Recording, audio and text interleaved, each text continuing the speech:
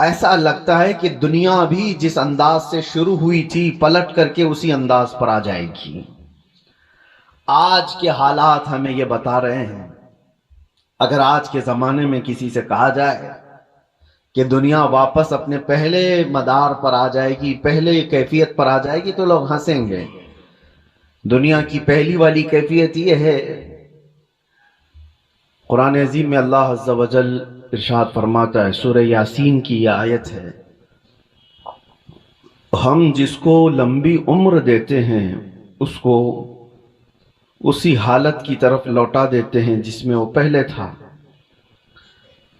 یعنی میں آیت کا مفہوم عرض کر رہا ہوں، انسان کی شروعات جو ہوتی ہے بچپنے سے، بچہ ہے، بچہ جس کیفیت میں بڑا ہوتا ہے، جوان ہونے کے بعد ایک پورا انسان نظر آتا ہے۔ بچے کو پورا انسان نہیں کہا جاتا، اس کی عقل بھی کم ہے، اس کی سمجھ کم ہے، اس کے چلنے پھرنے میں کمزوری ہے، کھانے پینے میں مکمل نہیں ہے۔ لیکن جب بوڑھا ہوتا ہے تو اس کو واپس بچپنے کی طرح بنا دیا جاتا ہے۔ انسان کی زندگی جہاں سے شروع ہوئی اسی طرف واپس آ جاتی ہے۔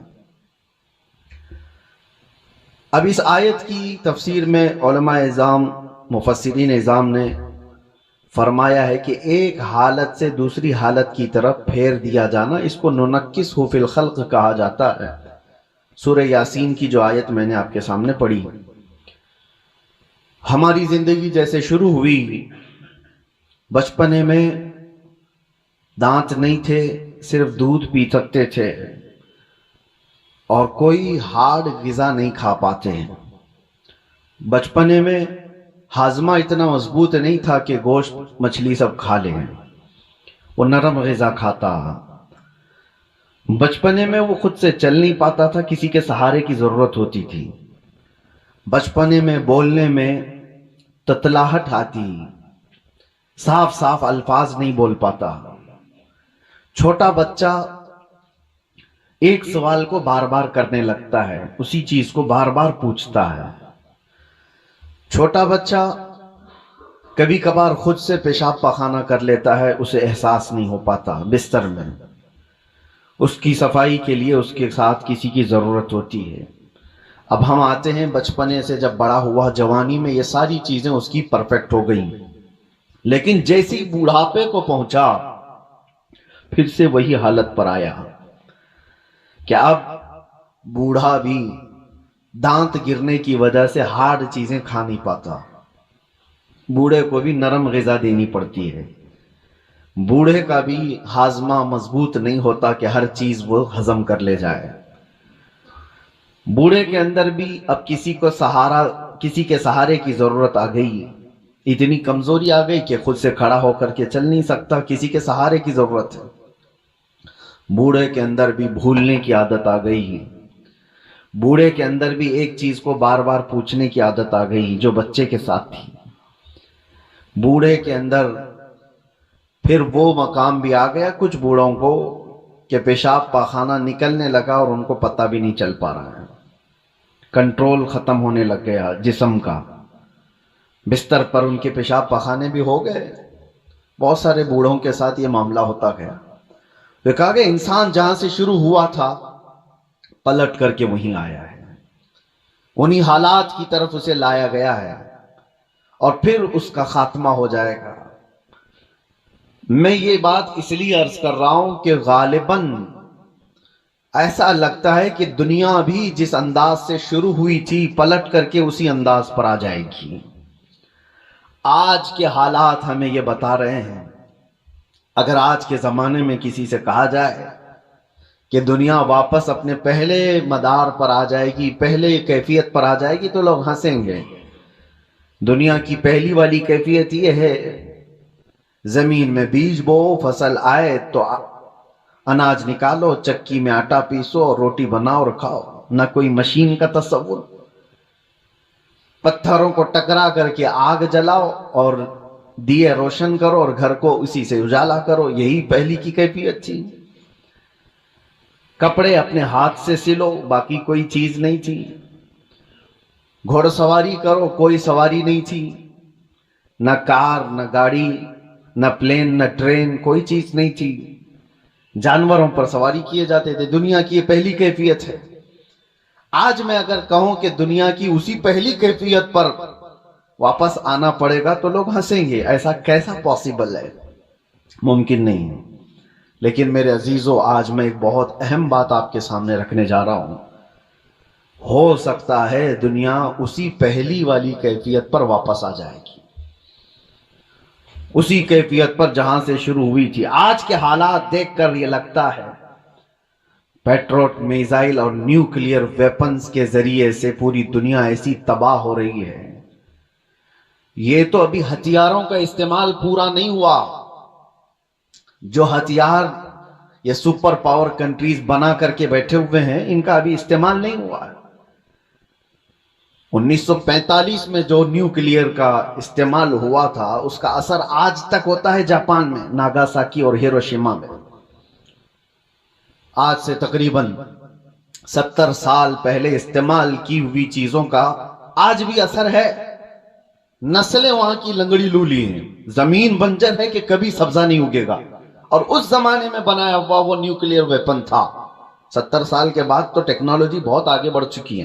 آج کے ان کے پاس جو نیوکلیئر ویپن ہیں، جو دانشور بتاتے ہیں کہ ایک کنٹری ہی جس کے پاس نیوکلیئر، امریکہ ہو یا رشیا ہو، وہ 9 بار دنیا کو تباہ کر سکتے ہیں. پوری دنیا کی بات کر رہا ہوں. اتنے ہتھیار وہ جمع کر کے رکھے ہوئے ہیں. ان کا تو ابھی استعمال نہیں ہے، بڑے بڑے میزائل کا ابھی استعمال نہیں. لیکن میں آپ کو جو بات چھیڑا کہ کیا دنیا واپس اپنے پہلی کیفیت پر آئے گی، میں آپ کو بہت کوئی پیشن گوئی کرنے والا، پریڈکشن کرنے والا، اس انداز میں بھوشمانی کرنے والا اس انداز سے نہیں بتا رہا ہوں. قرائن اور قیاس. آج ایک ہی انرجی پر آپ کی روک لگا دی جائے تو دنیا میں ہماری زندگی ٹھپ پڑ سکتی ہے. آپ کو پتا ہے تیل اور گیس کے معاملات میں آج دنیا جوجھ رہی ہے. صرف یہ انڈینز کا مسئلہ نہیں ہے، تقریباً دنیا کا. اور آپ کو اندازہ ہونا چاہیے یہ جو جنگ چل رہی ہے امریکہ، ایران، اسرائیل کے بیچ میں، سب کو خبر ہے. تقریباً آج انٹرنیٹ سے سب لگے ہوئے ہیں اور خبریں لیتے رہتے ہیں. ایران کے پاس ایک ہرمز اسٹریٹ ہے جس سے سارے شپس گزرتے ہیں. دنیا وہاں سے اپنے تیل اور گیس اور فرٹیلائزر کی کھپت کرتی ہے، لیتی ہے، دیتی ہے. لیکن حیرت کی بات یہ ہے پوری دنیا وہاں سے جو ٹریڈ کرتی ہے وہ صرف 25% ہے، 75% نہیں.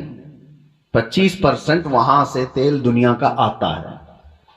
مجھے حیرت اس بات کی ہوتی ہے کہ ایران نے صرف 25% پہ روک لگائی تو ابھی دنیا اس کی حالت یہ ہے. صرف ابھی 20-25% کو روکا گیا ہے. سپلائی چین رک گئی ہے تو ابھی سے لوگ پینک ہونا شروع ہو چکے ہیں. یہ تو ابھی آپ کو اندازہ نہیں، چند دنوں کے بعد جو حالات آنے والے ہیں اللہ ہی خیر کرے. شاید ہم لوگ لاک ڈاؤن سے بھی بری حالت کی طرف جا سکتے ہیں. اللہ بچائے. یہ تو صرف 25% پر اگر کسی نے روک لگائی ہے تو دنیا پینک ہو رہی ہے. میرے عزیزو، وہ وقت آئے گا. میرے آقا صلی اللہ تعالی علیہ وسلم نے جو قیامت کے قریب ہونے والی نشانیاں بیان فرمائی، اس میں سے بڑی نشانیوں میں ایک نشانی یہ بھی ہے کہ قتل اور خون ریزی بہت بڑھ جائے گی.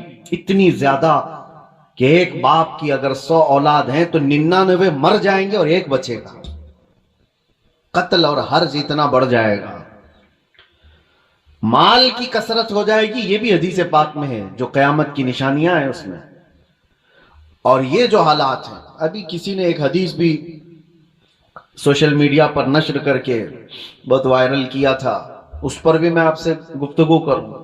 ایک حدیث ملتی ہے، اذا رأیتم عمود احمر قبل المشرق، جب ایسٹ کی طرف سے، اب یہ تو ایریا پورا میڈل ایسٹ ہی ہے، مشرق کی طرف سے تم آگ کا ستون دیکھو تو حضور فرماتے ہیں فَادَّخِرُوا طَعَامَ سَنَتِكُمْ، تو اپنے ایک سال کا کھانا جمع کر لو۔ اور اس میں حدیث میں یہ بھی کہا گیا ہے اِذَا رَأَيْتُمْ عُمُودَ احمر عمود نار احمر، ایسا حدیث کے الفاظ ہیں، فی شہر رمضان۔ حدیث میں یہ ملتا ہے کہ رمضان کے مہینے میں جب مشرق کی طرف تم آگ اگلتی ہوئی دیکھو تو اپنے سال بھر کا کھانا پانی جمع کر لو۔ اب ایک طرح سے اس حدیث پر جو کلام ہے وہ بھی میں عرض کر دوں، اکثر ائمہ اکرام نے اس حدیث کو ضعیف قرار دیا ہے، اور ضعیف احادیث بہت ساری اعمال میں مقبول ہوتی ہیں، لیکن جن ائمہ نے اس کو ذکر کیا، اب اس کی تشریح ہم یہ نہیں کہتے کہ جس آگ کا اور جس ستون کا ذکر آیا ہے وہ یہی جنگ کے متعلق ہے اور یہی ایران سے نکلنے والی آگ کا ہے، یہ ہم یقین کے ساتھ نہیں کہتے، لیکن الفاظ یہ ملتے ہیں کہ مشرق کی سمت سے اگر تم آگ کا مینار دیکھو، یہ میزائل جب اڑتے ہیں تو یہ آگ کا مینار ہی بن جاتے ہیں، آگ کا ستون بن جاتے ہیں۔ بہرحال بہت ساری علامات ایسی ہیں میرے عزیزوں جس سے یہ اندازہ تو ہے کہ یہ آپس میں دنیا کو تباہ کریں گے، یہ طاقتیں ٹکرائیں گی اور دنیا کو تباہ کریں گی۔ عام لوگوں کی موت کثرت سے ہوگی، بڑے لوگ اپنی اپنی سیکیورٹی اور اپنی حفاظت کا انتظام کر کے بیٹھے ہوں گے، عام انسانوں کو مرنے کے لیے چھوڑ دیا جائے گا۔ جنگوں میں سب کی تباہی ہے، کہنے کو تو امریکہ کل اعلان کر دے گا کہ ہم جیت گئے، جیت کس بات کی ہے؟ کیا انسانوں کے ہزاروں قتل کے بعد کوئی جیتتا ہے؟ ادھر بھی قتل ادھر بھی قتل، اور انسانوں کی موت کے بعد وینر کس کو کہا جاتا ہے؟ یہ تو صرف اور صرف اپنے نفس کو بڑا بنانے کا ایک ذریعہ ہے، باقی جیت کسی کی نہیں ہوتی جنگوں میں۔ مرتے ادھر بھی ہیں، مرتے ادھر بھی ہیں، ہاں اتنا ہے کہ ادھر کم مرے ادھر زیادہ مرے، لیکن موت تو ہے۔ تو ناحق جو لوگوں کا قتل ہوتا ہے اور انسان اس میں مارے جاتے ہیں، یہ صرف اور صرف طاقتوں کے ٹکراؤ سے ہے۔ میں آپ سے ایک بات عرض کر رہا ہوں، اندازہ کرو کہ اگر دنیا نے تمہارے سپلائی چین کی نس کو تھوڑی دیر کے لیے روک لیا تو تم کیا کرو گے؟ ایک وقت وہ آئے گا جب مخبر صادق صلی اللہ تعالی علیہ وسلم نے فرمایا قحط اتنا زیادہ ہو جائے گا کہ لوگ ایک دوسرے کا گوشت کھانے کی کوشش کریں گے۔ قحط سالی ایسی آ جائے گی، ساری قحط سالی کس کو کہتے ہیں؟ قحط ایک حدیث میں تو ملتا ہے کہ دجال کے آنے سے 3 سال پہلے پہلا سال ایسا ہوگا کہ زمین 1/3 حصہ سبزہ اگانا روک دے گی اور آسمان 1/3 حصہ بارش برسانا چھوڑ دے گا، اور دوسرا سال ایسا آئے گا کہ زمین آدھا حصہ سبزہ اگانا چھوڑ چکی ہوگی اور آدھا حصہ آسمان بارش برسانا روک دے گا، اور تیسرا سال ایسا آئے گا کہ زمین پورا حصہ سبزہ اگانا چھوڑ چکی ہوگی اور آسمان پورا ہی بند ہو چکا ہوگا، کوئی بوند قطرہ نہیں گرے گا بارش کا۔ اور اس وقت لوگ قحط میں ایسے مبتلا ہوں گے کہ ان کے پاس کھانے پینے کی کوئی چیز نہیں رہ جائے گی۔ یہ تو دجال کے ظہور سے پہلے کی علامت بتائی گئی ہے، لیکن کچھ روایات میں آپ کے سامنے یہ بھی رکھتا ہوں، جن چیزوں کے ہم ہیبیٹیٹ ہیں، عادی ہیں، ان چیزوں کے استعمال پر اگر روک لگی تو ہماری زندگی اتھل پتھل ہو جائے گی۔ آپ کو صرف ایسا لگتا ہے کہ گیس اور تیل کے رکنے سے کیا ہوگا، کسی انرجی انفراسٹرکچر پر حملہ ہونے سے کیا ہوگا؟ میرے عزیزو، آج جس سچویشن میں ہم ہیں، ہماری زندگیاں پوری الٹ پلٹ ہو جائیں گی۔ ہم وہ لوگ نہیں ہیں جو چکی پیس کر کھانے والے تھے، آج مشینوں کے دور میں جینے والے لوگ ہیں۔ تمہارے پاس ایک چمچ مسالہ بھی بغیر مشین کے پیسا ہوا نہیں ہوتا۔ ہر چیز کے لیے تمہیں انرجی کی ضرورت ہے، ہر چیز کے لیے تمہیں کرنٹ اور تیل اور گیس کی ضرورت ہے۔ ایسی عادت ہمیں آج لگی ہوئی ہے، ہمارا کوئی کھانا بغیر مشینوں سے گزرا ہوا نہیں آتا، کوئی کھانا۔ ہاں صرف اور صرف قدرتی پھل فروٹ کھا لیے تو الگ بات ہے، باقی سارے جو کھانے کے جو ہمارے عادات ہیں یہ بغیر انرجی پروسیس سے نہیں آتے ہمارے پاس۔ کل کو جب یہ سواریاں رک جائیں گی، جب یہ نقل و حمل ایک جگہ سے دوسری جگہ جانے کے ٹرانسپورٹ اور کمیونیکیشن سب رک جائے گا تو لوگوں کے اندر کا ایک پاگل پن باہر آئے گا۔ یہ ابتدا ہے۔ دوسری ایک چیز، آج سے تقریباً 9 سال قبل میں نے ایک بیان میں عرض کیا تھا، کرپٹو کرنسی کا جو یہاں پر دنیا میں رواج لانے کی کوشش کی جا رہی ہے، اس سے کیا ہونے والا ہے۔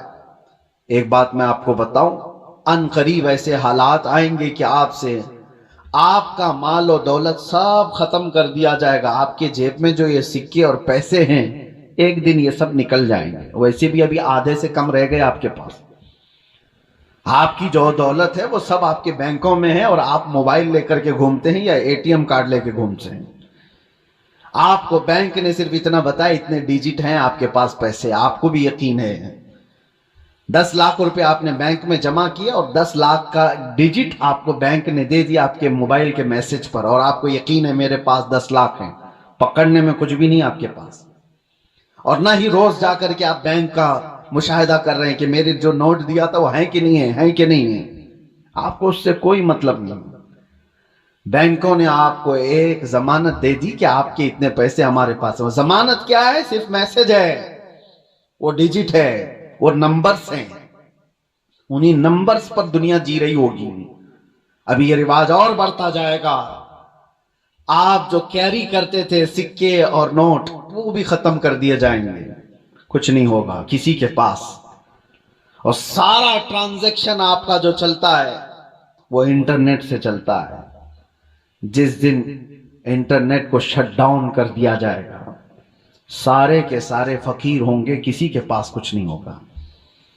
ان کے ہاتھوں میں نہ کوئی رقم ہوگی نہ کوئی پیسہ ہوگا، کیونکہ سب کچھ ان کو بتایا گیا تھا کہ بینک میں اتنے ڈیجٹ ہیں ہمارے پاس۔ اس کی کیا شیورٹی ہے کہ کبھی انٹرنیٹ بند نہیں ہوگا؟ اس کی کیا گارنٹی ہے؟ میرے عزیزو، اسی لیے پہلے کے دور میں لوگ درہم اور دینار رکھتے تھے۔ درہم اور دینار کیا ہوتے ہیں؟ درہم چاندی کا سکہ ہوتا تھا اور دینار سونے کا سکہ ہوتا تھا۔ حکومتیں چاہے جتنی بھی بدل جائیں، دینار کو آپ میلٹ کرتے تو سونے کی ویلیو ہمیشہ رہتی، چاندی کی ویلیو ہمیشہ رہتی۔ لیکن یہودیوں نے درہم اور دینار کو ہٹا کر کے کرنسی نوٹ لائے، کاغذ کے ٹکڑے جو آج ہماری جیب میں ہیں، 100 کا ہے، 200 کا ہے، 500 کا ہے، 2000 کا، جو بھی نوٹ ہیں، ڈالر ہو کہ یورو ہو کہ پاؤنڈ ہو کہ روپیہ ہو، سب کاغذ پہ ہیں۔ اور اس کاغذ کی ویلیو صرف اس لیے ہے کہ گورنمنٹ نے کہا ہے اس کی اتنی قیمت ہے، اور جس رات کو اعلان کر دے کہ کل سے یہ نوٹ نہیں چلنے والی، وہ سارے کچرے کے باؤ میں بھی نہیں جاتے۔ وہ کاغذ کے ٹکڑے ہیں، ردی پیپر ہو جائیں گے جس دن اعلان ہو جائے، اور ہو چکا ہمارے ہاں تو ایک بار رات میں اعلان ہو گیا کہ 500 کے نوٹ، 1000 کی نوٹ بند ہو گئی، ختم ہو گیا۔ وہ پیپر کہاں ہے آج؟ یا اس وقت کے 2016 سے پہلے کے وہ 500 1000 کی نوٹ لے آؤ، آپ کو پکڑ کے لے جائیں گے، اس کی کوئی ویلیو نہیں ہے، اس کی کوئی حیثیت نہیں، تو وہ کاغذ کے ٹکڑے ہیں۔ تو پہلے دنیا درہم اور دینار سے کاغذ کے ٹکڑے پہ آئی، کاغذ کے ٹکڑوں سے پھر اے ٹی ایم کارڈ پہ آئی، پھر کارڈ بھی کیری کرنے کی ضرورت نہیں، اب صرف موبائل میں آئی۔ آپ موبائل سے سارا ٹرانزیکشن کرو، ادھر سے میسج ادھر گیا، ادھر سے میسج ادھر آیا۔ باقی حیرت ہوتی ہے، کبھی ہم ٹیکسی میں بیٹھے ہیں، 500 روپے ہو گئے، نہ میں نے جیب سے کچھ نکالا نہ اس نے لیا، ادھر سے میسج ادھر گیا، اس کو بھی یقین ہے میرے پاس 500 آ گئے، میرے پاس بھی وہی موبائل، اس کے پاس بھی وہی موبائل، موبائل صرف اتنا کہہ دیا اس کو کہ 500 کا ایک میسج چھلک گیا ہے، ہاں وہ آگے بڑھ گیا۔ یہ یقین بڑھتا چلا گیا ان ڈیجٹس کے اوپر، ان نمبرز کے اوپر۔ وقت ایسا آئے گا کہ ساری زندگی انہی نمبرز پر گھوم رہی ہوگی، ایک دن اچانک یہ سارے مواصلات کا ذریعہ بند کر دیا جائے گا اور لوگ قحط سالی کے شکار ہوں گے۔ آپ کس سے پوچھیں گے؟ آج جو دنیا بٹ کوئن کا اور کرپٹو کرنسی میں پیسے لگاتی ہے، اس کا طریقہ کیا ہے پتہ؟ بٹ کوئن ایک غائبانہ کرنسی ہے، کسی کنٹری کی کرنسی نہیں۔ डॉलर आपने देखा है, यूरो आपने देखा है, पाउंड इंग्लैंड का आपने देखा, रुपया भी देखा है। बिटकॉइन क्या है वो देखा ही नहीं किसी ने, वो है ही नहीं। वो एक क्रिमिनल दुनिया चलाती है और उन्होंने अपनी एक कीमत उसकी लगाई है और रोज बढ़ती जाती है कीमत।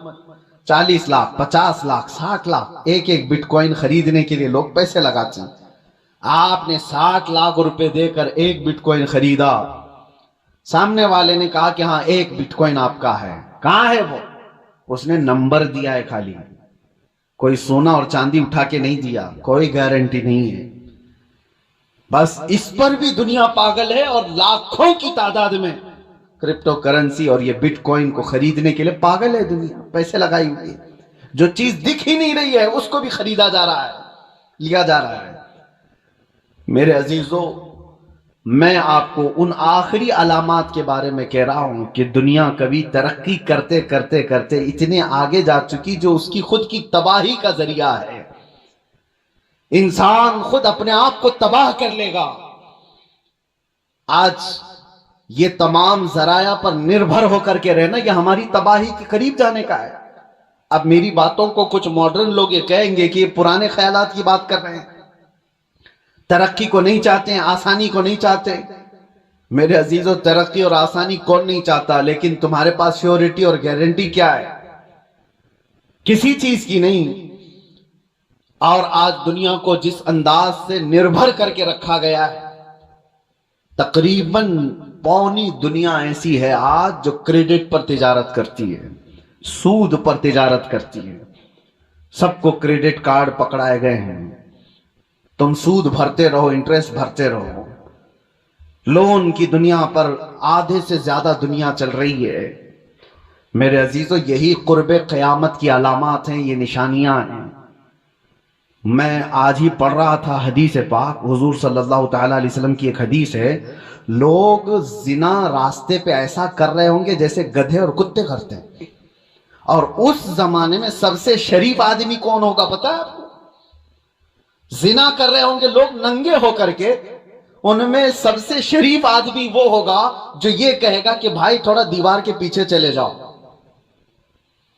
वो सिर्फ इतना कहने वाला उस जमाने का सबसे शरीफ आदमी होगा। जो गुनाह कर रहा है उनसे सिर्फ वो इतना कहेगा कि दीवार के पीछे चले जाओ, इतना कहने वाला उस जमाने का शरीफ आदमी होगा। वो जमाना करीब है मेरे अजीजों। और यहां तक कि ईमान वालों को लोग ताना मार रहे होंगे, इसको देखो ये मुसलमान है, इसको देखो, ऐसे ताना मार रहे होंगे जैसे चोरों को ताना मारा जाता है।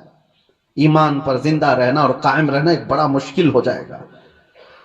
आज आपके सामने मैं ये सारी बातें इसलिए रख रहा हूं कि हम कब्रिस्तान की तरफ से गुजरेंगे तो ये एहसास करेंगे जो कब्र में सोया है वो कितना महफूज है, काश उसकी जगह मैं होता। हुजूर ने फरमाया, हदीस है ये, क़यामत के करीब तुम कब्रिस्तान से गुजरोगे तो ये तमन्ना करोगे कि कब्र में सोया हुआ आदमी कितना अच्छा है कि वो मुझसे पहले दुनिया में फितनों से महफूज चला गया। आज ये सारे फितने वो नहीं देख रहा है। एक बात आप याद रख लेना, ये जंगों के हालात दुनिया को अभी बदल के रखने वाले हैं।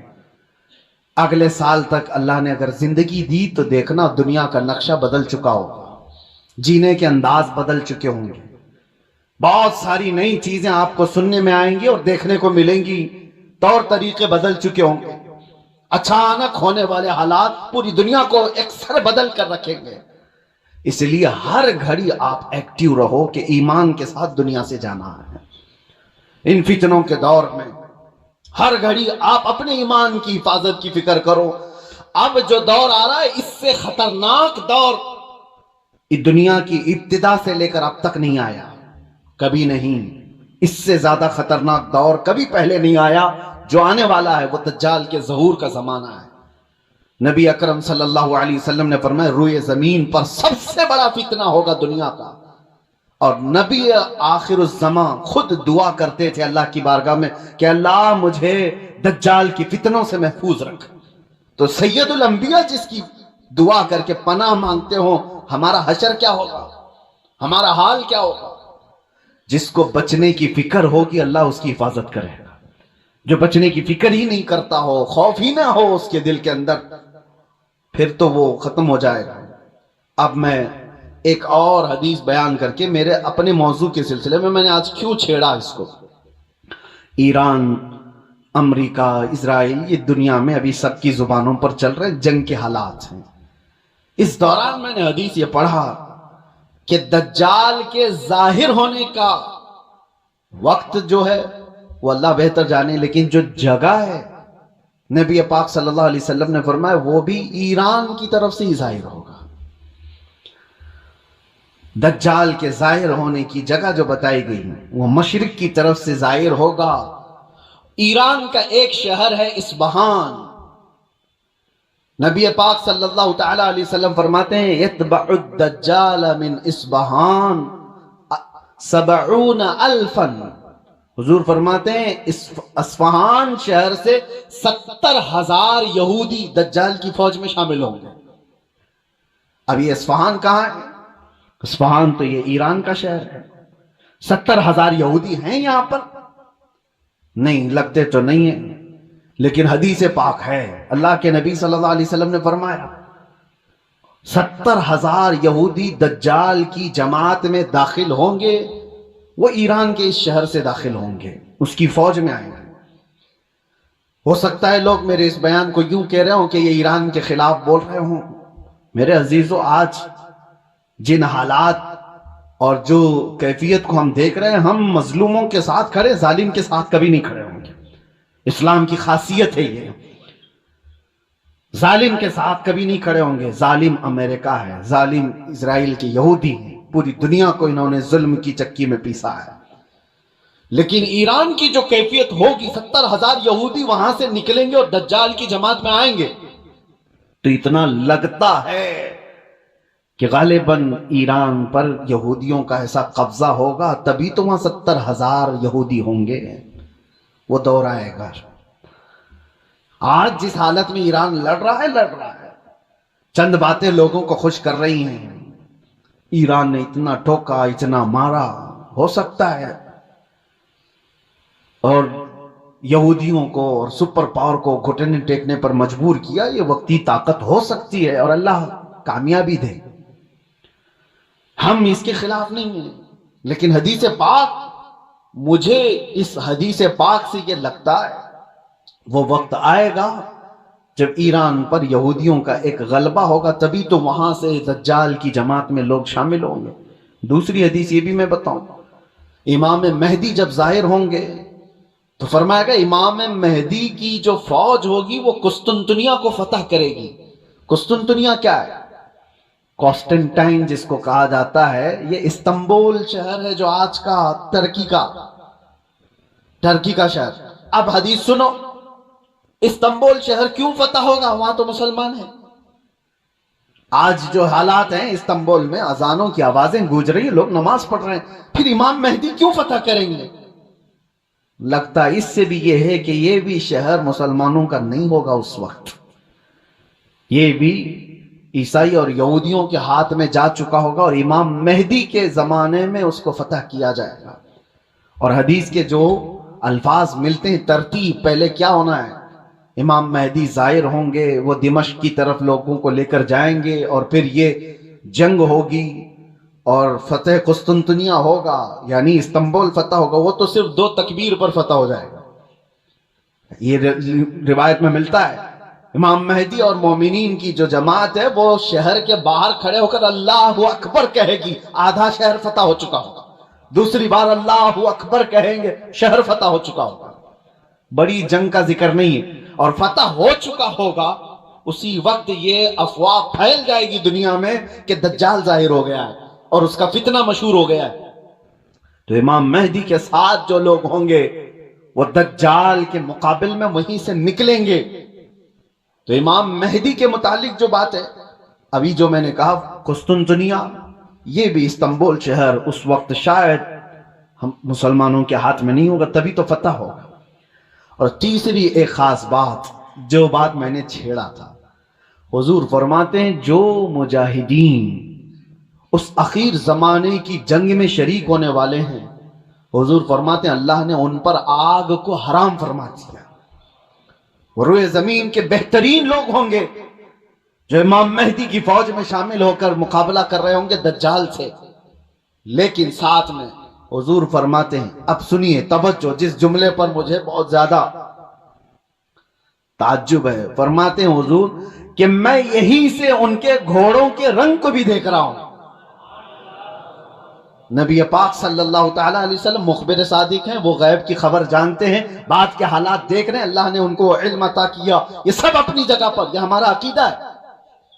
لیکن اس جملے پر توجہ کرے، کیا اس زمانے کی فوج گھوڑے پر بیٹھی ہوگی؟ حضور فرمانے میں ان کے گھوڑوں کا رنگ دیکھ رہا ہوں۔ تو اسی حدیث سے مجھے یہ کہنا پڑا، شاید دنیا جہاں سے شروع ہوئی تھی وہیں سے واپس آ جائے گی۔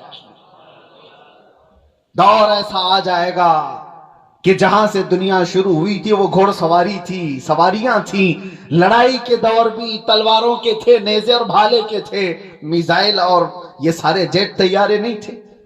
اسی لیے ایک مشہور سائنسدان آئنسٹائن کی بات میں کوئی اپنے حوالے کے لیے یا میری تائید کے لیے نقل نہیں کر رہا ہوں، لیکن مشہور ہے زمانے میں، اس نے کہا تھا تھرڈ ورلڈ وار کیسے ہوگی یہ مجھے پتا نہیں، لیکن فورتھ ورلڈ وار ہوگی تو لکڑیوں سے لڑی جائے گی۔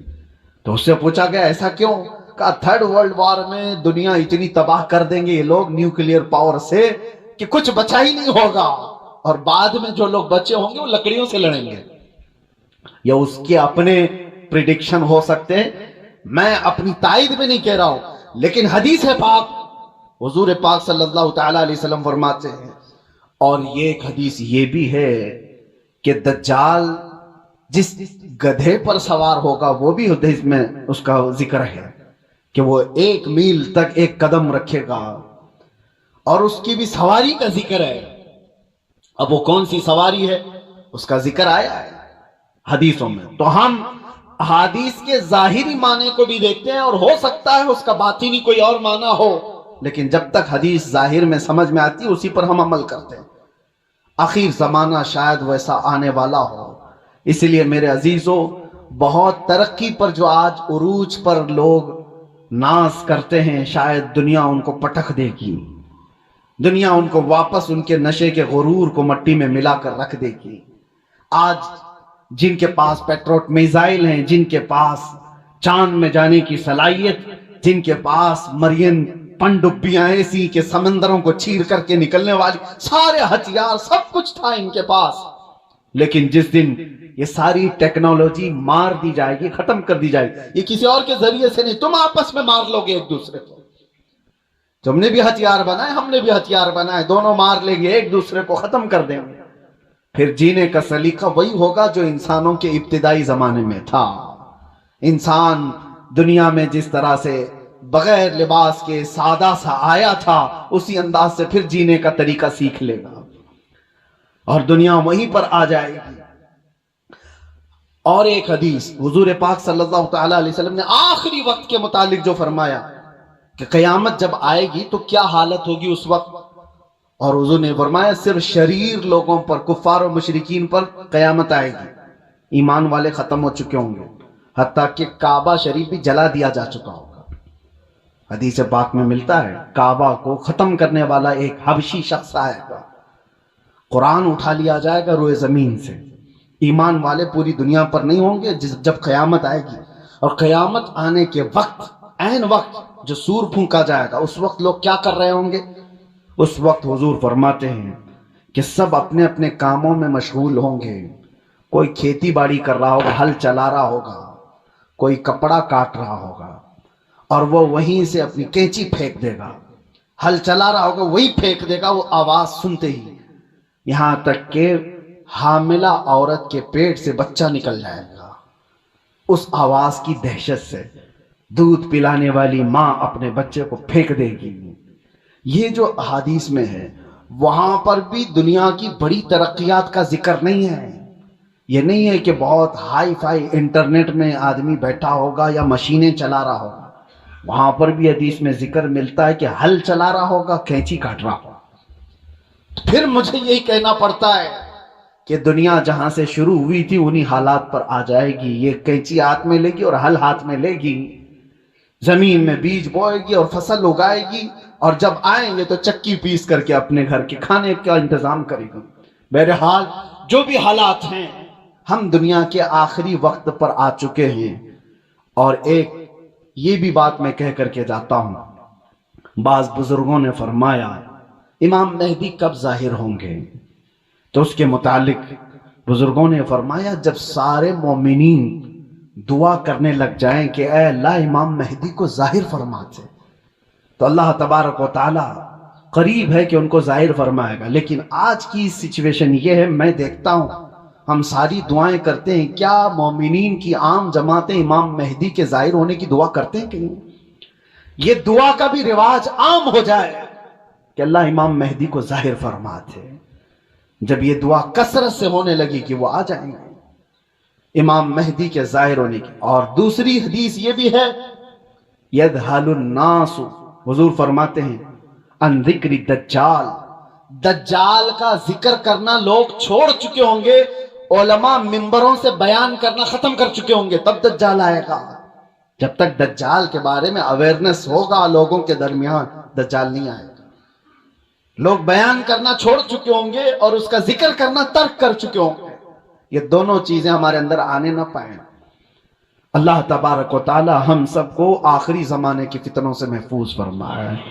آج جو ہونے والے حالات ہیں اس کے لیے آپ اپنے اپنے انتظامات میں، لوگ آج اپنا راشن پانی سب جمع کر رہے ہیں، میں کہتا ہوں اپنا ایمان بھی جمع کر کے رکھو، اپنے اعمال اور اپنے عقیدے کی حفاظت کرو۔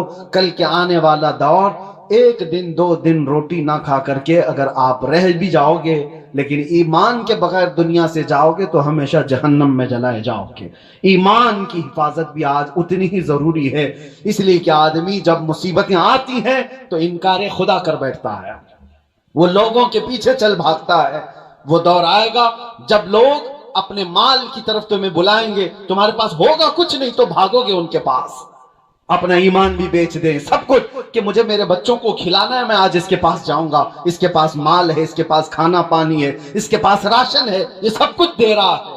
یہ کہا گیا کہ دجال روٹیوں کے پہاڑ لے کر چلے گا۔ جب دنیا میں قحط ہوگا، لوگ کھانے کے محتاج ہوں گے اور دجال کے پاس غذا کے پہاڑ ہوں گے، چل رہے ہوں گے ساتھ میں۔ دنیا بھوکی اس کے پیچھے لپک جائے گی کہ روٹیوں کا پہاڑ اس کے ساتھ ہے، تو کھانے کا ذخیرہ جس کے پاس ہوگا دنیا پاگل کی طرح اس کی طرف لپک جائے گی۔ تو آنے والا دور اگر قحط کا ہے تو آپ یہ بھی ایمان رکھو کہ جہاں کھانا بٹ رہا ہے وہاں ایمان والا نہیں جاتا، جہاں میرے مصطفیٰ کی محبت بٹ رہی ہے بھوک کو ترک کرے گا، میرے آقا کے قدموں کو اختیار کرے گا۔ اللہ تعالی ہمیں حضور کے قدموں میں زندگی عطا فرمائے، ایمان کے ساتھ زندہ رکھے اور ایمان کے ساتھ اس دنیا سے اٹھائے۔ وآخر دعوانا ان الحمد